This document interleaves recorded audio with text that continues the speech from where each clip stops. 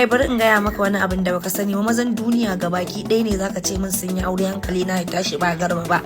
Na ran Baby na tsofar budurwar Al'amin G-Fresh ta yi Allah wadai da masu zugata kan cewa ta nuna fushinta da kuma yi magana akan auren G-Fresh da Alpha Charles Borno kan cewa ita ce yi ma alƙawalin aure. Har ma wasu sun nemi ta yi kuka ta kuma shiga damuwa akan wannan lamarin, inda Baby Nice ta mayar da martani mai zafi akan al'ummar da suka saka ido kan lamarin auren G-Fresh da kuma masu nuna mata cewa G-Fresh ya yaudare ta kasancewar ya mata alƙawalin aure bai aure ta ba. Muna ɗauke da ƙarin bayani akan wannan rikicin. To jama'a barkanku da yau, barkanku da sake kasancewa da mu a cikin sabon shirin mu. Idan yau ne ka fara zuwa wannan tashar tamu, tukar ka manta ka daure ka danna mana subscribe don cigaba da samun shirye-shiryen mu cikin lokaci. Ga dai labarun ɗaya bayan ɗaya. Ba na rantsi da girman Allah, ai mace ba ta kwantai.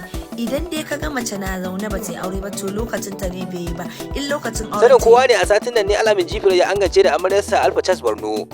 Abinda ya baiwa kowa mamaki kasancewar ba a san da soyayyar su ba tun a farko.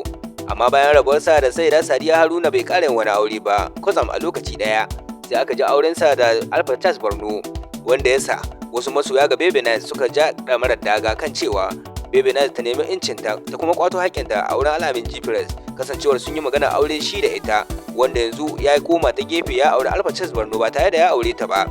Baby Nice ta mayar da martani kan cewa yanzu abinda al'umma suke so su ganta tana kuka ta shiga wani yanayi, tana ta kuwa tana maganganu akan cewa Al'amin G-Fresh ya aure wata wadda ba ita ba, ta ce ko kusa ba za ta yi haka ba.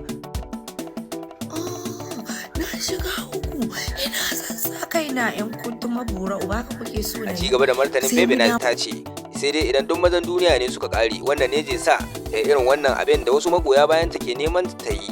Baby Nice dai ta ce ta yi tawakkali ga Allah akan cewa duk abin da ya faru ya fito ne daga wurin Ubangiji. Tana kuma neman Allah shi kawo mata wani mai alheri sama da Al'amin G-Fresh, kasancewar shi yanzu ya riga ya yi aurensa. Da wannan rahoto muka zo ƙarshen wannan shirin.